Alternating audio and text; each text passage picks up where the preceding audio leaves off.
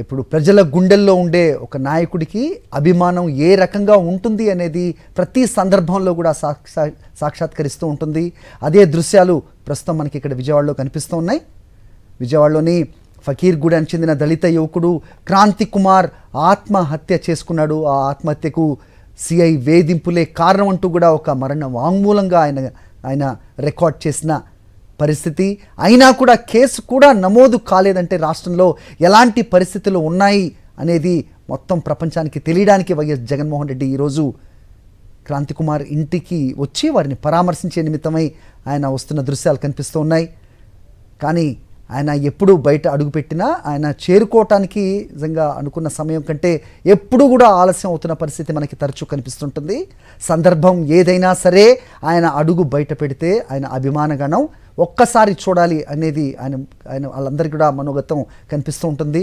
ప్రస్తుతం మహిళలు, ముఖ్యంగా యువకులు, చిన్నారులు, వృద్ధులు, తాతలు ఆయనను ఒక్కసారి చూడటానికి ముందుకొచ్చిన సిచ్యువేషన్ కనిపిస్తోంది. క్రాంతి కుమార్ తండ్రిని ఆయన హత్తుకుని ఒకసారి పరామర్శించారు.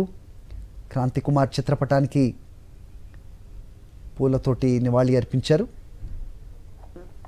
ఒక సిఐ వేధింపులు తాళలేక, కృష్ణలంక సిఐ నాగరాజు వేధింపులు తాళలేకే తాను ఆత్మహత్య చేసుకుంటున్నానంటూ యువకుడు క్రాంతి కుమార్ తన ప్రాణాలు బలి తీసుకున్నాడు. దానిపై ఇంతవరకు కూడా ఆ కుటుంబానికి న్యాయం జరగని పరిస్థితుల్లో ఇక తానే ముందుకు కదిలి వచ్చారు వైఎస్ జగన్మోహన్ రెడ్డి.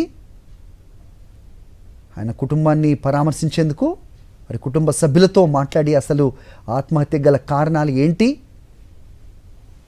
ఆ వీడియో కూడా ఎప్పుడు వాళ్ళకి దొరికింది, ఏం జరుగుతోంది వాళ్ళతోటే అడిగి వివరాలు తెలుసుకునే నిమిత్తమై వారి కుటుంబ సభ్యులతో మాట్లాడటానికి వచ్చారు. ప్రస్తుతం అయ్యే విజువల్స్ మనకు కనిపిస్తున్నాయి.